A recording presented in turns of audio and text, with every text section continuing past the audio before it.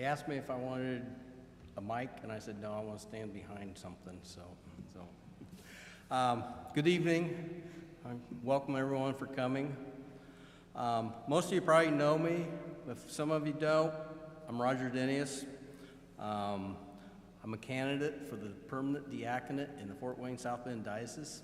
I have been a lifetime parish member of this parish. It goes back to my grandparents. With God's grace, I will be ordained by Bishop Rhodes as a permanent deacon. I was asked to speak to you about what a permanent deacon is and what are his responsibilities. I know as this parish, as far as I know, we've never had a permanent deacon.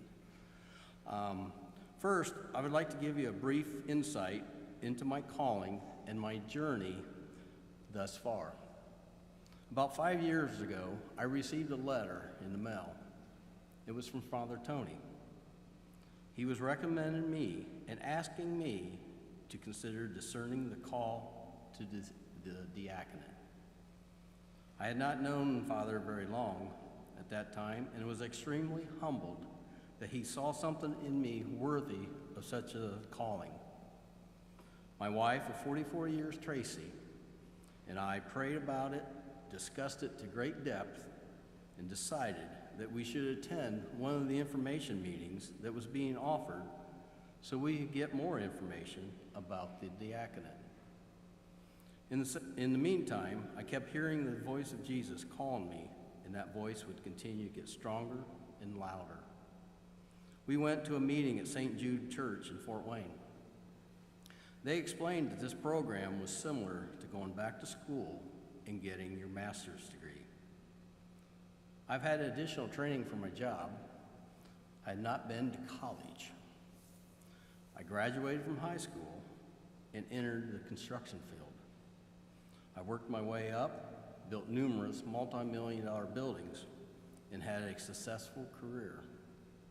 But that night, I wondered if I would be in over my head with this program. We decided that I should move forward, and I completed the forms necessary to be considered for the program. Once the paperwork was submitted, waiting for a return response was unbearable. Some of the guys started saying that they received a response, and I had not heard anything yet. I wondered if my lack of a post-high school degree would keep me from being considered. My very supportive wife and others would remind me that Jesus was not an academic. He was a carpenter like me. He was a simple man, just like me. He was quiet and soft-spoken. He lived a simple life, yet he changed the world. That gave me hope. Hope that Bishop would see a worthiness with me. Hope that this calling inside of me would not be in vain. What a happy day it was when my letter of acceptance came in the mail. The journey of the last 4 years has not been easy. There's been many obstacles to overcome, some painful, some not so painful. The homework load was extremely heavy. I'd been out of school for 40 years. I was very much out of practice of studying, and I had to work extra hard in my writing skills. We would find ourselves wondering if all this effort and sacrifice worth it.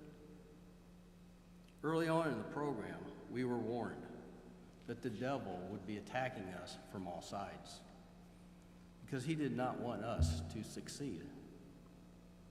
He would plant doubts in our heads that we were strong enough to continue. But with the grace of God and everyone's prayers, like Father said, we persevered and listened to that voice that was calling us. I say us because my wife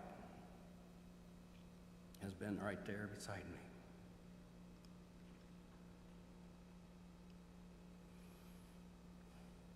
literally sitting beside me in class.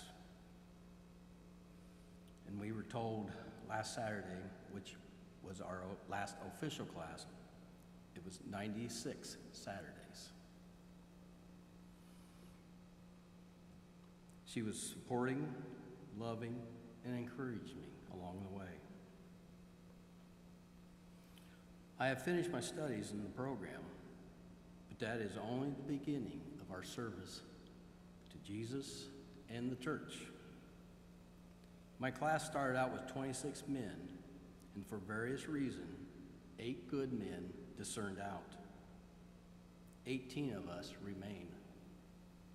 These are now my brothers, and I love and respect each one of them.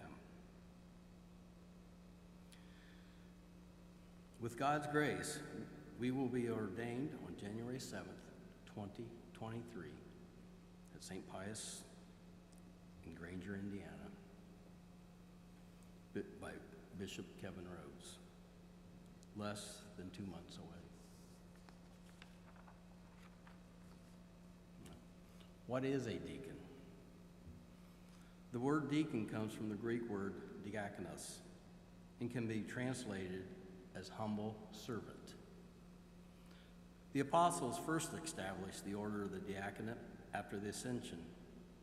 In the Acts of the Apostles, chapter 6, verses 1 to 6, as the number of the disciples Jesus grew, there arose some complaints that the Greek-speaking people complained that their widows were not getting their fair share of the distribution of daily food.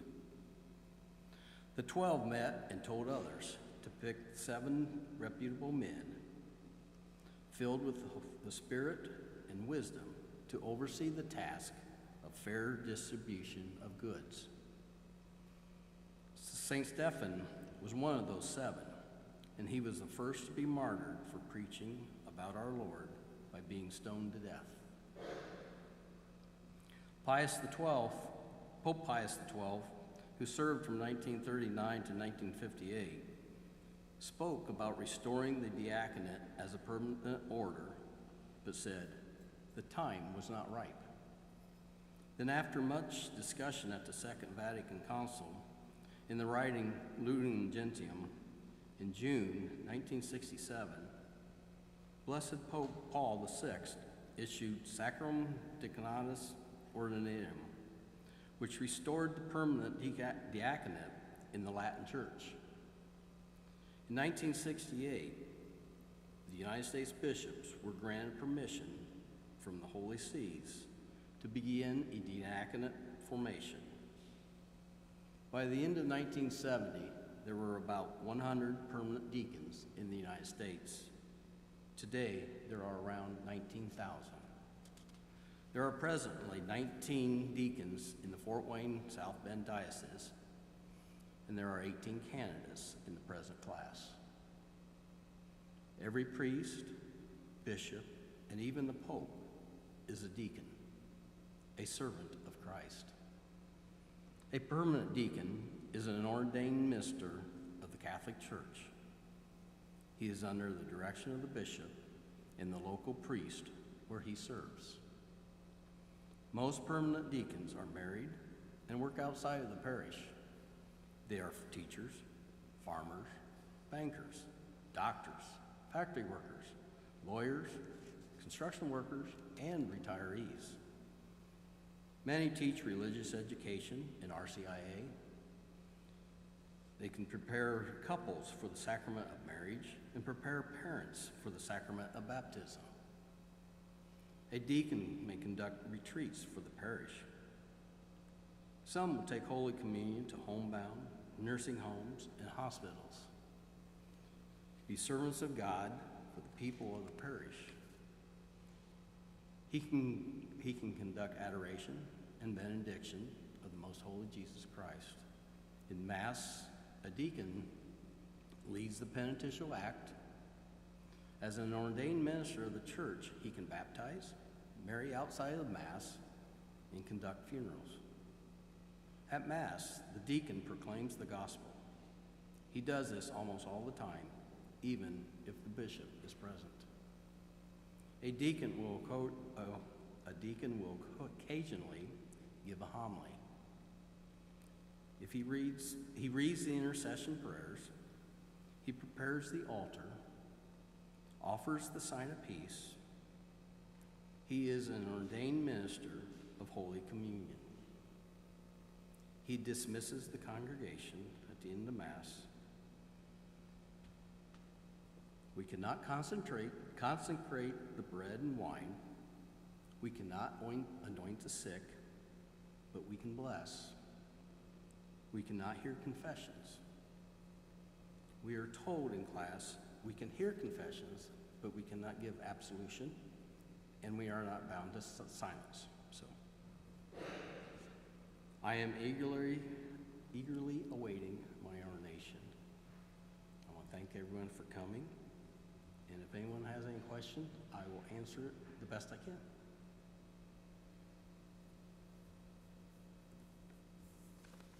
Yes?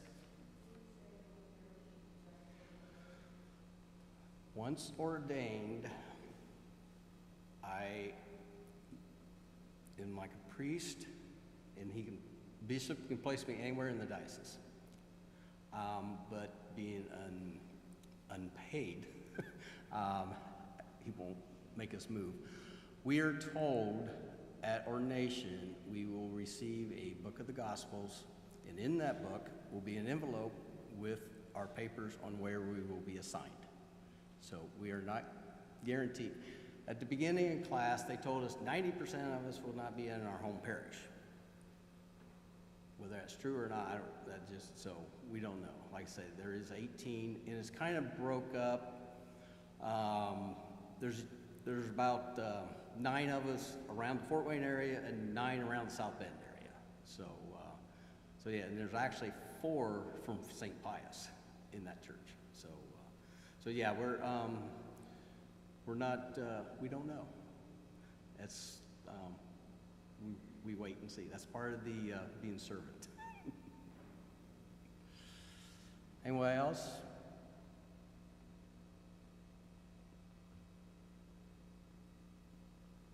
No? Okay.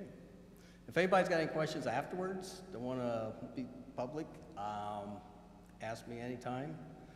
I have been asked if there's another class, another formation.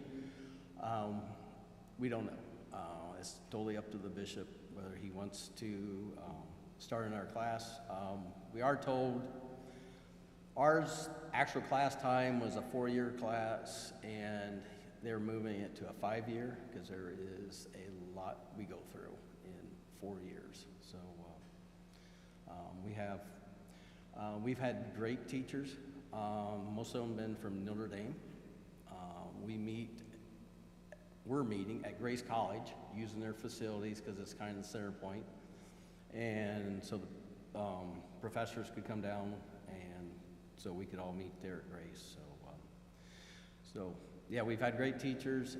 We've done classes in person, and we also have online classes, and then homework. So, okay. Well, thank you for coming.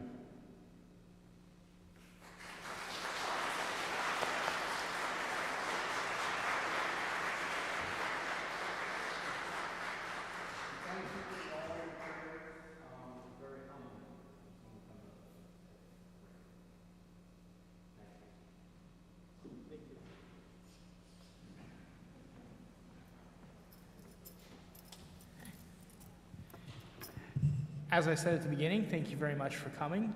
If you'd like, we're going to be having a game night over in the parish center after this. There are some refreshments and snacks for those that want to. We usually play. Probably play Blank Slate tonight. It's a very fun game, easy to learn. So if you want to come over, join us over there, and we'll have the game night afterwards. Thank you very much, everyone. And thank you very much to Roger for giving the presentation.